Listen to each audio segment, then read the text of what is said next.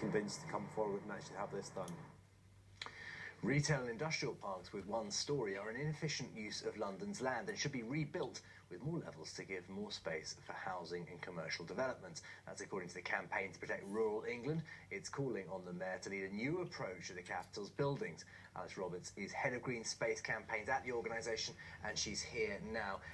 Alice, tell us why you're saying this now. This week the Mayor has published his London plan, and that's an incredibly important document, and we've been campaigning to make sure that within that document he maintains very strong protection for both greenbelt and metropolitan open land. Essentially that's open spaces, open green spaces, which are there to make sure that we have land free for many reasons into the future. And what we've been saying is that you don't need to build on that land, you don't need to build on our green spaces, because we have rather inefficient use of land in London in many cases. Car parks, for instance, lots of surface car parks where you could build multi-storey and then take the rest of the space. And often, as you said, retail and industrial parks are built to one story when they could be built to 3 or 4, and those are just 2 examples. Do you think we should be building up? I think we should be building up, but I don't think we need to build high-rise. I think we can build to 5 to 8 stories in certain circumstances. It's not always appropriate, but yes, we can make better and more efficient use of space by doing that. We are obviously space is at a premium, housing and office space is also at a premium. We're extremely short of both. Are you suggesting this really can be done without touching any of these other lands? Well, yes. I mean, the interesting thing that not many people know is that, in fact, we have already got planning permissions for 270,000 homes. And to put that in perspective, we're building at about 25,000 a year. So if you do the maths, that's about 10 years' worth of planning permissions for housing already. And so really, if we want to build 1 million new homes, which is what we're saying, then we're already a quarter of the way there. And yes, what we're saying is that land can be found. It's constantly being recycled, urban land.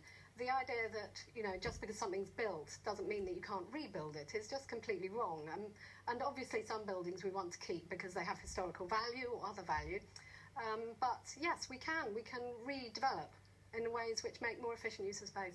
But it's not always as easy, is it? You mean building on an empty plot of land is one thing, pulling down buildings, yes. Pulling up things, digging further, that's not always straightforward, is it? That's right. It's very nice and easy to build on a green space.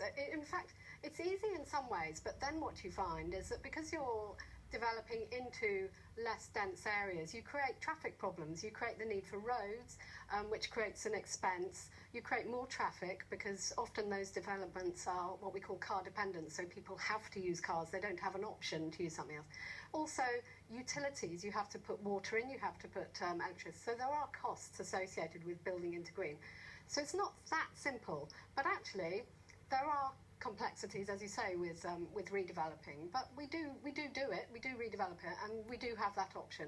There's also infrastructure costs as well. If you turn a retail park into a big housing area, that's going to have everything that goes with that as well. Well, that's right, but often they do have train stations, for example, right next to them already, and we would say that you do need that infrastructure, and those do have costs. But I think what we're also saying is that there are costs associated with infrastructure if you build into open land as well.